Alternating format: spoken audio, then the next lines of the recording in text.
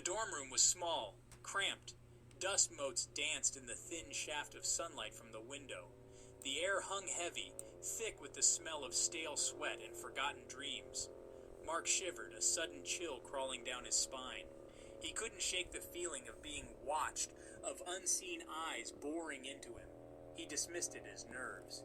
Just new place jitters, he told himself, but the feeling lingered.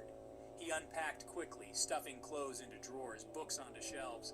He tried to make the room feel like his own, but the unease persisted. The silence was oppressive, broken only by the occasional creak of the old building settling. Each creak sent a jolt of fear through him. He longed for the familiar comfort of home, but it was miles away. Mark sat on the edge of the narrow bed, the springs groaning beneath him. He looked around the room at the bare walls, the worn furniture. He was alone, utterly alone. The feeling of unease intensified, wrapping around him like a cold, damp shroud.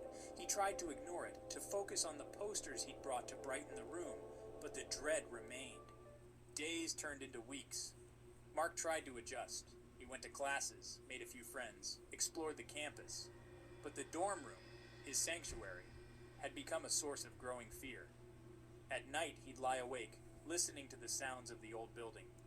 The creaking intensified, punctuated by the distant clang of pipes and the rustle of something moving in the walls. He told himself it was rats. Old buildings had rats, he reasoned. But the sounds were too deliberate, too rhythmic, like footsteps pacing just beyond the thin plaster. Sometimes late at night he heard whispers, faint, almost indistinguishable murmurs that seemed to slither from the walls themselves. They spoke his name. His blood ran cold. He tried to rationalize it all. Stress, he thought. Too much caffeine. But the whispers persisted. They grew louder, more insistent. They seemed to emanate from the very walls, scratching at the edges of his sanity. He started sleeping with the lights on, a flimsy shield against the darkness and the whispers that haunted it. One night a storm raged outside. Wind howled, rain lashed against the windows. The old building groaned under the assault. Mark lay in bed trying to ignore the cacophony. Suddenly something heavy slammed against his door. He sat bolt upright, heart hammering. Silence. Then another thud, louder this time. He leaped out of bed, fear turning his limbs to lead. He flung the door open. The hallway was empty. The only sound was the wind and rain. He looked up and down the hallway, but there was no one there. He stepped back into his room, the door creaking shut behind him. He stood there, shivering in the darkness, listening. The only sound was the pounding of his own heart. He tried to convince himself it was just the wind, but deep down he knew it was something else, something unseen, something malevolent. He couldn't shake the feeling that he was being stalked, hunted by an entity he couldn't see or understand. The fear was a living thing now, consuming him from the inside out. The occurrences became more frequent, more intense. Objects moved, seemingly of their own accord.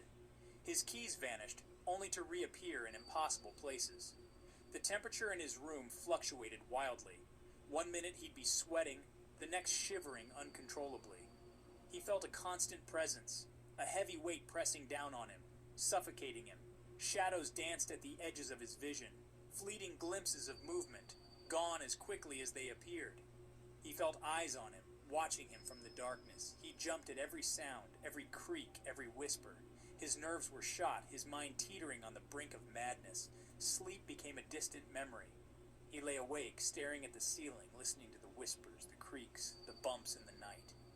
The fear was a constant companion now, a shadow that clung to him, whispering doubts and terrors into his mind.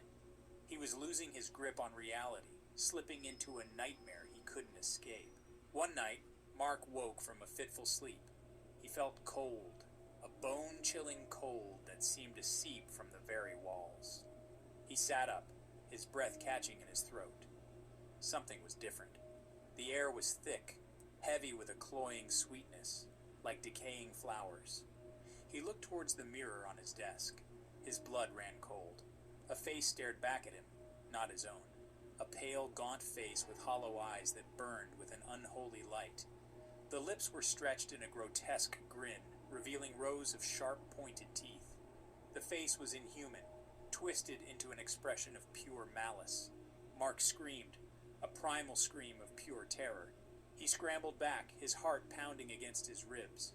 The face in the mirror remained, its grin widening, its eyes burning into his soul.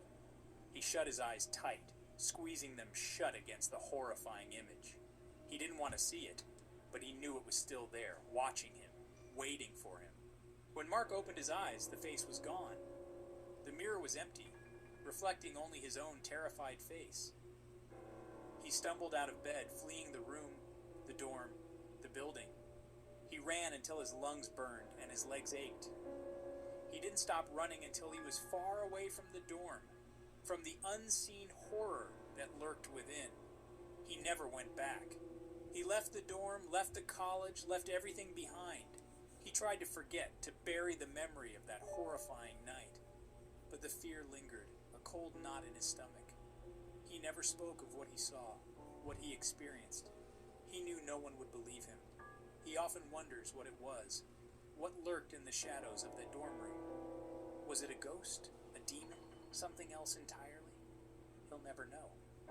The answer, like the entity itself, remained shrouded in darkness.